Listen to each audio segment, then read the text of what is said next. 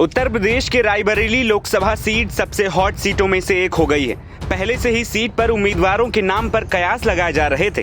सोनिया गांधी के चुनावी राजनीति से संन्यास लेने की घोषणा के बाद से रायबरेली सीट पर कई प्रकार के दावे किए जा रहे थे। दावा यह भी किया जा रहा था कि कांग्रेस महासचिव प्रियंका गांधी वाड्रा को इस सीट से उम्मीदवार बनाया जा सकता है। हालांकि गांधी परिवार की सहमति के बाद कांग्रेस ने इस सीट पर राहुल गांधी की उम्मीदवारी अब तय कर दी है। राहुल गांधी रायबरेली से अब अपनी राजनीति को आगे बढ़ाते हुए दिख सकते हैं। यूपी में कांग्रेस की स्थिति पिछले सालों में काफी खराब हुई है। लोकसभा चुनाव 2019 में कांग्रेस केवल एक सीट रायबरेली से ही जीती थी। अब राहुल गांधी के सामने कांग्रेस के इस मजबूत गढ़ को बचाने की चुनौती होगी। 2004 से चुनावी राजनीति में उतरे राहुल गांधी ने सबसे अधिक 4 बार अमेठी लोकसभा सीट से चुनावी ताल ठोकी है। वहीं केरल की वायनाड लोकसभा सीट से वो 2 बार उम्मीदवार रहे हैं। अमेठी लोकसभा सीट से 2004, 2009 और 2014 में राहुल गांधी जीत दर्ज करने में कामयाब रहे थे। वहीं 2019 में उन्हें भाजपा प्रत्याशी स्मृति ईरानी से हार का सामना करना पड़ा। अमेठी में 2019 में मामला फंसता देखकर राहुल गांधी ने केरल की वायनाड सीट का रुख किया था। वहां से उन्हें जीत मिली। लोकसभा चुनाव 2024 में भी वायनाड से वे चुनावी मैदान में हैं। हालांकि इस बार उन्हें इस सीट पर माकपा से कड़ी टक्कर का सामना करना पड़ रहा है। ऐसे में कांग्रेस राहुल के लिए रायबरेली को सुरक्षित सीट मान रही है।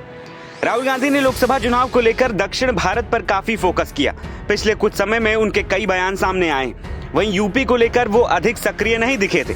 अमेठी छोड़ने के पीछे का कारण ये भी माना जा रहा है। साथ ही 2019 के लोकसभा चुनाव में वायनाड सीट से नामांकन दाखिल करने के बाद राहुल गांधी ने उसे अपना घर कहा था। इसको लेकर अमेठी में स्मृति ईरानी ने एक अलग प्रकार का माहौल बनाने की कोशिश की है। स्मृति ईरानी अमेठी में अपना घर बनवा चुकी हैं और उन्होंने पिछले दिनों गृह प्रवेश भी किया था। अमेठी को वो घर बताती रहीं।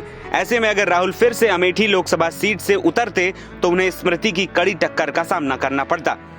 रायबरेली लोकसभा सीट 1952 के चुनाव के बाद से सबसे अधिक बार गांधी परिवार के पास रही। राहुल गांधी के दादा फिरोज गांधी यहां से पहली बार चुनावी मैदान में उतरे और जीते भी। इंदिरा गांधी, राजीव गांधी के साथ साथ 2 बार यहां से अरुण नेहरू भी सांसद रह चुके हैं। ऐसे में गांधी परिवार की विरासत वाली सीट पर राहुल गांधी को उतारने का निर्णय कांग्रेस पार्टी की ओर से लिया गया। रायबरेली लोकसभा सीट पर इस बार राहुल गांधी को भारतीय जनता पार्टी के उम्मीदवार दिनेश प्रताप सिंह का सामना करना पड़ेगा। दिनेश प्रताप सिंह ने 2019 के लोकसभा चुनाव में सोनिया गांधी को कड़ी टक्कर दी थी। इस चुनाव में सोनिया गांधी 5,34,918 वोट हासिल करने में कामयाब रही थी। वहीं भाजपा से दिनेश प्रताप सिंह 3,67,740 वोटों के साथ दूसरे नंबर पर थे। सोनिया 1,67,178 वोटों से जीत दर्ज करने में कामयाब हुई थी।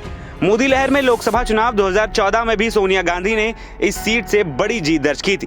लोकसभा चुनाव 2024 में भी पार्टी को कुछ इसी प्रकार से रिजल्ट की उम्मीद है। एनबीटी ऑनलाइन की रिपोर्ट।